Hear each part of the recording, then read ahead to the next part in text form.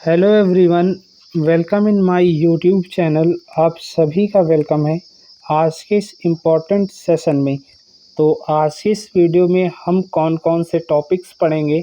सबसे पहले आप उन टॉपिक्स के बारे में जान लीजिए कि आज की इस वीडियो में हम क्या पढ़ने वाले हैं। तो आज की इस वीडियो में हम समझेंगे एलवीडीटी के बारे में, जानेंगे कि एलवीडीटी क्या होता है। एलवीडीटी को मैं आज की इस वीडियो में आपको एकदम बेसिक लेवल से एडवांस लेवल तक एकदम इजी लैंग्वेज में एक्सप्लेन करने वाला हूं।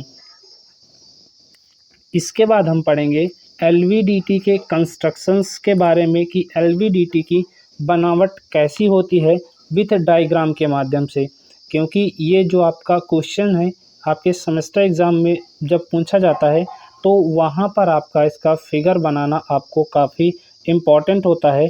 तो आज की इस वीडियो में जिस फिगर के माध्यम से मैं आपको एलवीडीटी के बारे में एक्सप्लेन करूँगा, आपको काफ़ी ईजी फिगर यहाँ पर मिलेगा आपकी बुक की अपेक्षा। साथ ही साथ पढ़ेंगे एलवीडीटी के एडवांटेज के बारे में, जानेंगे कि एलवीडीटी का एडवांटेज क्या होता है, इसके डिसएडवांटेज क्या होते हैं और इसके यूजेस क्या होते हैं। तो आज की इस वीडियो में हम इन सभी टॉपिक्स को पढ़ने वाले हैं। तो वीडियो को एंड तक ज़रूर देखें, जिससे आपको सारी चीज़ें आसानी से समझ में आ जाएं और काफ़ी इजी लैंग्वेज में आज के इस वीडियो में आपको एलवीडीटी के बारे में एक्सप्लेन करने वाला हूं। तो चलिए गाइस, बिना टाइम वेस्ट के आज के सेशन को हम स्टार्ट करते हैं और समझते हैं कि एलवीडीटी आखिर होता क्या है।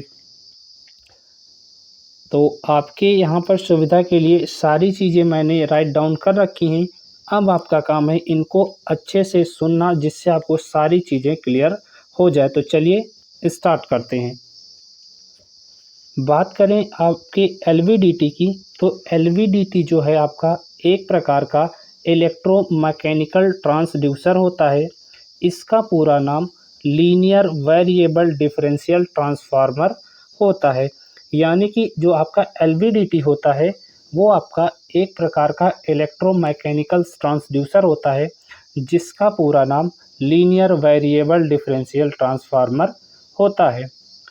एलवीडीटी का जो यूज़ है हम करते हैं रेखीय विस्थापन को मापने के लिए। यानी कि जो हमारा एलवीडीटी होता है इसका हम यूज़ करते हैं लीनियर डिस्प्लेसमेंट को मेज़रमेंट करने में, और यह जो है ट्रांसफार्मर के प्रिंसिपल पर वर्क करता है। ये आपका था पूरा एलवीडीटी का एकदम बेसिक्स इंट्रोडक्शन, जिसको आपको अच्छे से समझ में आ गया होगा कि एलवीडीटी एक प्रकार का आपका इलेक्ट्रोमैकेनिकल ट्रांसड्यूसर होता है। इसका पूरा नाम लीनियर वेरिएबल डिफरेंशियल ट्रांसफार्मर होता है। इसका यूज हम करते हैं लीनियर डिस्प्लेसमेंट को मापने में, और यह जो है हमारा ट्रांसफार्मर के प्रिंसिपल पर वर्क करता है। चलिए नेक्स्ट समझ लेते हैं। नेक्स्ट आपके लिए एक इम्पॉर्टेंट पॉइंट है, इसको भी आप नोट डाउन कर लेंगे। एलवीडीटी की तरह ही आपका एक आरवीडीटी होता है। हालांकि आपका ये सिलेबस में नहीं है, बट आपको इसके बारे में इंफॉर्मेशन होनी चाहिए। एलवीडी जो आपका आरवीडीटी होता है वो आपका एलवीडीटी की तरह ही एक इलेक्ट्रोमैकेनिकल ट्रांसड्यूसर होता है। इसका हम जो यूज़ करते हैं, यानी कि आरवीडीटी का जो यूज है वो आपका कोणीय विस्थापन को मापने के लिए इसका प्रयोग किया जाता है।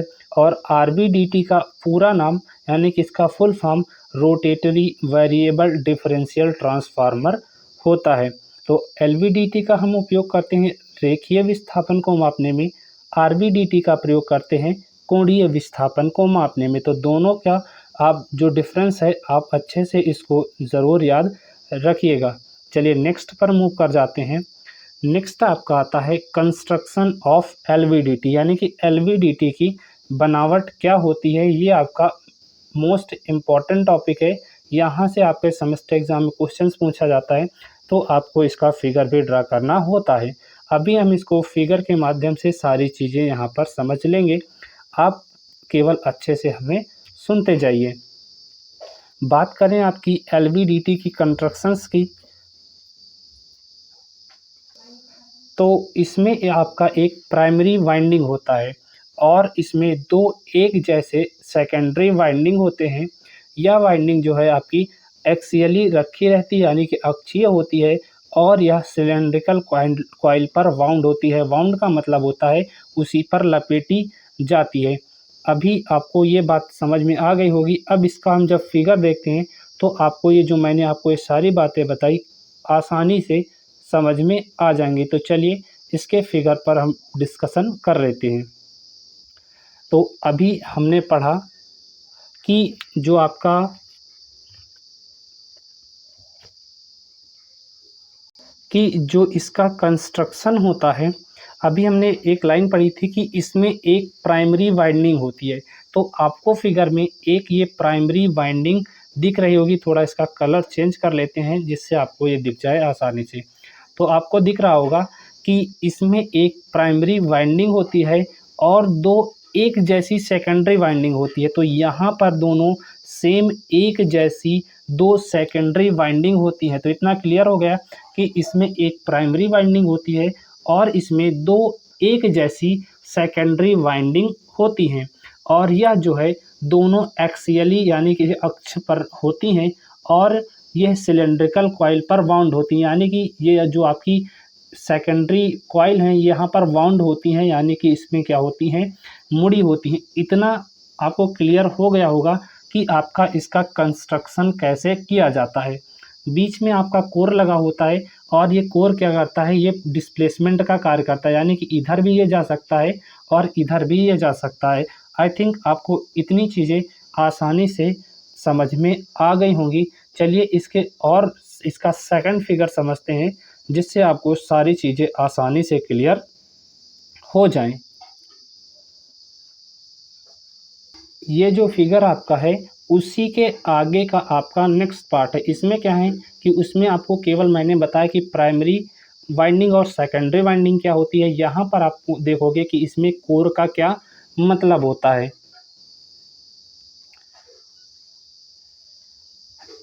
तो आपको यहाँ पर इतना समझ में आ गया होगा कि प्राइमरी और सेकेंडरी वाइंडिंग क्या होती है।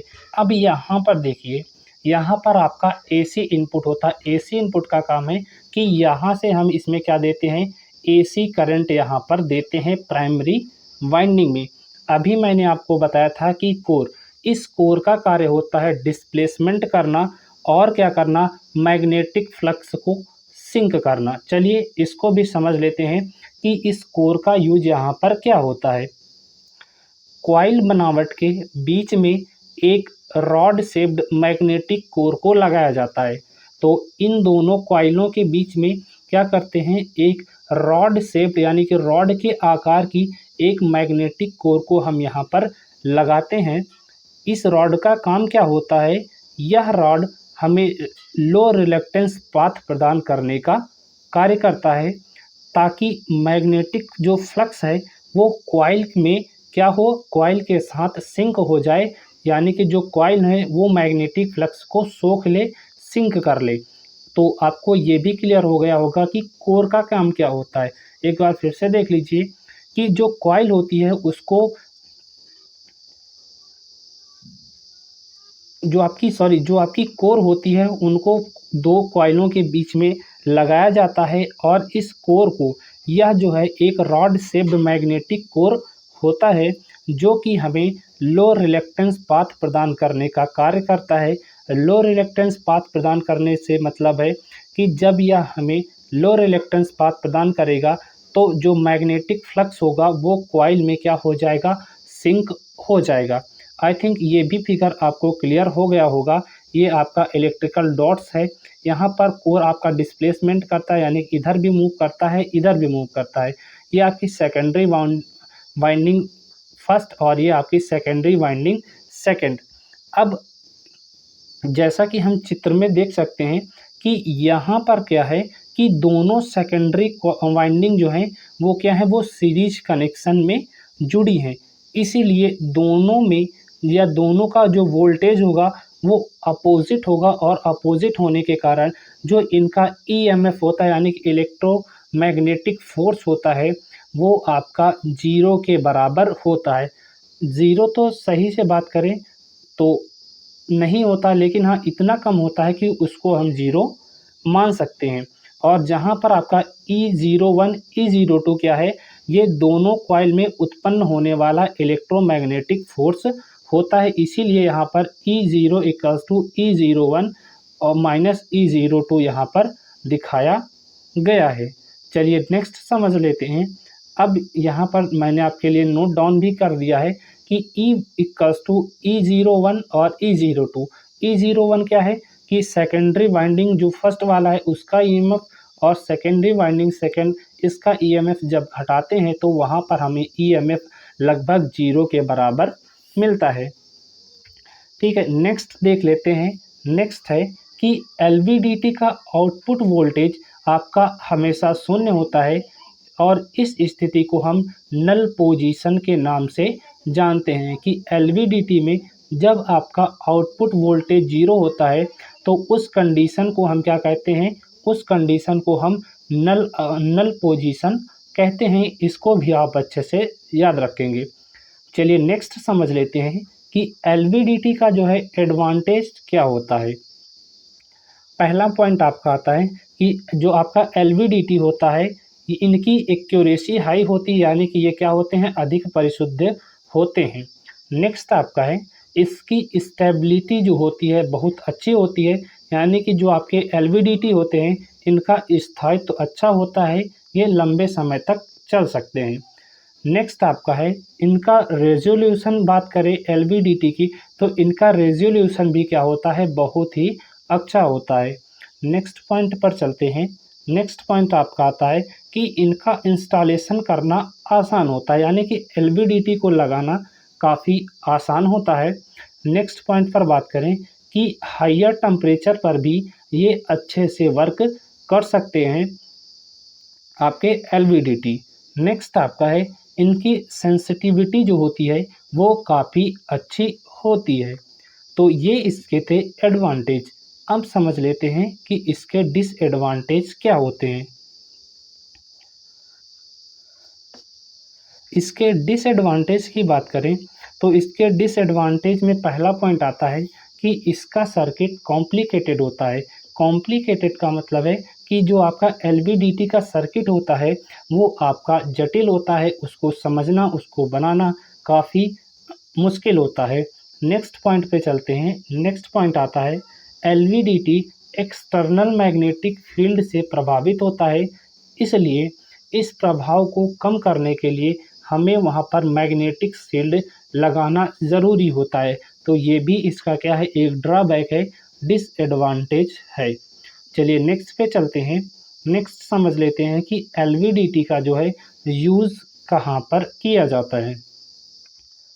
तो इसका पहला पॉइंट आता है कि एलवीडीटी का इस्तेमाल pressure, load, acceleration, force, weight, इन सभी को मापने के लिए हम एलवीडीटी का इस्तेमाल करते हैं। नेक्स्ट पॉइंट पे चलते हैं। नेक्स्ट आपका पॉइंट है कि सॉइल की स्ट्रेंथ को मापना हो गया तो भी हम एलवीडीटी का इस्तेमाल करते हैं। नेक्स्ट आपका आ गया हाइड्रोलिक सिलेंडर डिस्प्लेसमेंट में एलवीडीटी का इस्तेमाल किया जाता है। जो हमारा हाइड्रोलिक सिलेंडर डिस्प्लेसमेंट होता है उसमें भी हम क्या करते हैं कि एलवीडीटी का इस्तेमाल करते हैं। चलिए नेक्स्ट पॉइंट पे चलते हैं। नेक्स्ट आपका पॉइंट आता है कि रोबोटिक क्लीनर में भी एलवीडीटी का इस्तेमाल किया जाता है, यानी कि जो आपके रोबोटिक क्लीनर होता है उसमें भी क्या करते हैं कि हम एलवीडीटी का इस्तेमाल करते हैं। चलिए नेक्स्ट चलते हैं। नेक्स्ट, आज का सेशन आपको कैसा लगा आप हमें कमेंट कर ज़रूर बताएं। आज जो मैंने आपको टॉपिक बताए थे कि जितने भी टॉपिक मैंने आपको बताए सारे टॉपिक्स मैंने आपको कवर करा दिए। तो आज का ये सेशन कैसा लगा, आपको एलवीडीटी समझ में आया या नहीं आया, आप हमें कमेंट कर ज़रूर बताएं। वीडियो पसंद आया हो तो वीडियो को लाइक एंड शेयर ज़रूर करें। उन सभी स्टूडेंट्स तक वीडियो को शेयर ज़रूर करें जो आप अपने सेमेस्टर एग्ज़ाम की तैयारी करने में लगे हैं। तो वीडियो को आप ज़्यादा से ज़्यादा मैक्सिमम स्टूडेंट्स तक शेयर करिएगा। बाकी वीडियो पसंद आया हो तो वीडियो को आप लाइक कर सकते हैं। चैनल पर आप पहली बार आए हैं तो चैनल को सब्सक्राइब ज़रूर कर लीजिएगा। साथ ही बेल आइकन को ज़रूर प्रेस कर लीजिएगा, ताकि जब भी आपकी वीडियोस मैं आपके लिए अपलोड करूं तो उसकी नोटिफिकेशन सबसे पहले आपके पास पहुंच जाए और आप वीडियो सबसे पहले वॉच कर ले जाएं। तो चलिए फ्रेंड्स, मिलते हैं आपसे नेक्स्ट वीडियो में। और हाँ, आप हमें टेलीग्राम पर फॉलो ज़रूर कर लीजिए, लिंक आपको वीडियो के डिस्क्रिप्शन बॉक्स में मिल जाएगी। आपके सभी सब्जेक्ट की क्लासेस की जो प्लेलिस्ट होती है वो भी इसी वीडियो के डिस्क्रिप्शन बॉक्स में उसकी लिंक मिल जाएगी। आपके मॉडल पेपर हैं उनकी भी लिंक्स आपको इसी वीडियो के डिस्क्रिप्शन बॉक्स में मिल जाएगी, तो जाकर आप सारी वीडियो वॉच कर लीजिएगा। टेलीग्राम पर फॉलो ज़रूर करिए, ताकि जब भी आपकी क्लास करानी होती है तो आपको टेलीग्राम पर सूचित कर दिया जाता है। तो थैंक यू आप सभी का वीडियो को एंड तक वॉच करने के लिए। मिलते हैं आपसे नेक्स्ट वीडियो में।